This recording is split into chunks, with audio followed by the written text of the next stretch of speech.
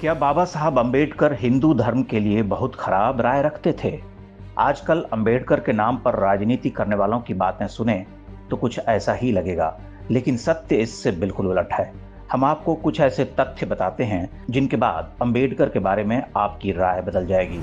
क्या आप जानते हैं कि अंबेडकर ने उपनिषदों को लोकतंत्र का आधार माना है? डॉक्टर अंबेडकर ने उपनिषदों का व्यापक अध्ययन किया था। उन्होंने उपनिषद के 4 महावाक्यों को लोकतंत्र का आध्यात्मिक आधार बताया है।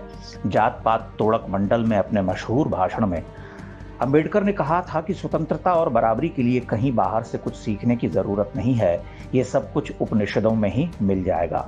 अपनी पुस्तक रिडल्स ऑफ हिंदुइज्म में उन्होंने इस विचार पर विस्तार से बात की है। क्या आप जानते हैं कि हिंदू सिविल कोड चाहते थे अंबेडकर?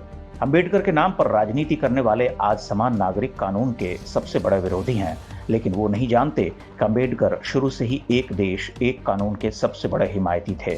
उन्होंने तो हिंदू सिविल कोड की वकालत की थी। 11 जनवरी 1950 को अपने भाषण में डॉक्टर अंबेडकर ने कहा था कि हिंदू नागरिक बिल एक प्रगतिशील व्यवस्था है। यह बिल पूरी तरह हिंदू धार्मिक ग्रंथों पर आधारित था। क्या आप जानते हैं कि अंबेडकर चाहते थे कि संस्कृत राष्ट्रभाषा बने?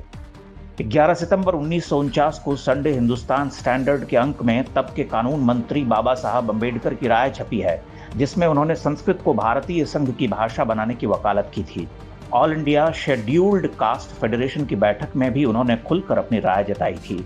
उनका कहना था कि केवल संस्कृत भाषा ही इस पूरे राष्ट्र का सही प्रतिनिधित्व करती है।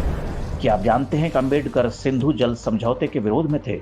डॉक्टर अंबेडकर ने पाकिस्तान के साथ सिंधु जल समझौते का विरोध किया था। उन्होंने कहा था कि सिंधु के जल पर पहला अधिकार भारतीयों का है।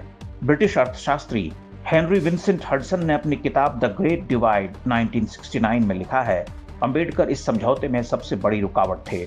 वर्ष 1956 में अंबेडकर के निधन के बाद नेहरू को छूट मिल गई और 1960 में उन्होंने इस अन्यायपूर्ण संधि पर हस्ताक्षर कर दिए। क्या आप जानते हैं कि अंबेडकर ईसाई मिशनरियों के विरोधी थे? बाबा साहब अंबेडकर वो पहले नेता थे जिन्होंने अनुसूचित जातियों के लोगों को ईसाई मिशनरियों के खतरे से आगाह किया था।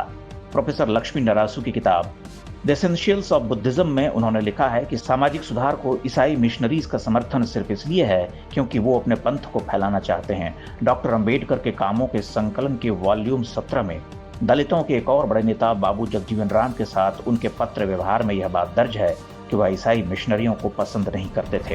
अंबेडकर की पसंद और नापसंद बिल्कुल शीशे की तरह साफ है। वो हर मामले में राष्ट्रवादी थे। वो आर्यों के आक्रमण जैसी मनगढ़ंत बातों का खुलकर खंडन करते थे। वो चाहते थे कि बंटवारे के बाद भारत के सभी मुसलमानों को पाकिस्तान भेज दिया जाए। यही कारण है कि कांग्रेसियों और वामपंथियों ने अंबेडकर को कभी पसंद नहीं किया। उस दौर के सामंती और अभिजात्यवादी कांग्रेसी और वामपंथी नेताओं को अंबेडकर के विचार कभी पसंद नहीं आए। उनके साथ टकराव का परिणाम हुआ कि बाबा साहब अंबेडकर के मन में हिंदू धर्म के लिए कड़वाहट पैदा हो गई। लेकिन इसका यह मतलब नहीं है कि अंबेडकर हिंदू धर्म के विरोधी थे।